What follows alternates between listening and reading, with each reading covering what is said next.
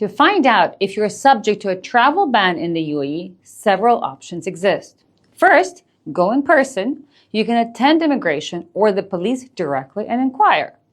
This option, however, carries obvious risks for the person making the inquiry, especially if there is in fact an active travel ban.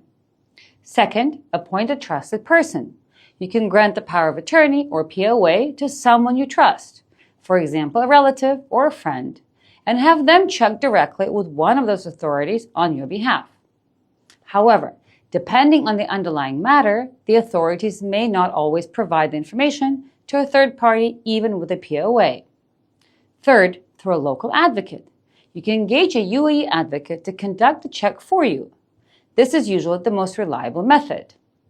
Fourth, through Dubai Police.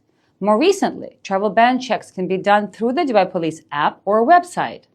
If a travel ban exists, the results may display the case number, the issuing entity, the department name, the charge associated with the ban, and the amount of the fine if relevant.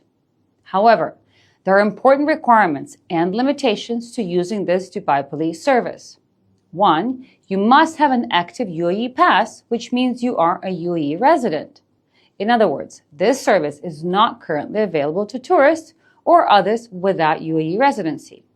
2. The Dubai Police platform is limited to Dubai matters, so a travel ban arising from a case in another emirate may not appear. Fifth, through the Abu Dhabi Judicial Department or ADJD.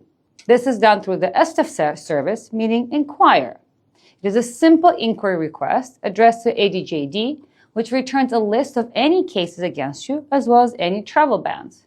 The advantage of ADJD service is that it requires only the Unified Identification Number or UID, not an Emirates ID. This means it is not limited to UAE residents. Visitors can use the service too. Finally, there is also the GDRFA, which is the UAE General Directorate of Residency and Foreign Affairs. The GDRFA portal allows individuals to request the travel ban be lifted. However, at present, it does not offer a general travel ban check service. In summary, the positive news is that travel ban information is becoming easier to access. Government services are expanding, digital platforms are improving. So it is important to keep monitoring these government services as new options continue to be added regularly.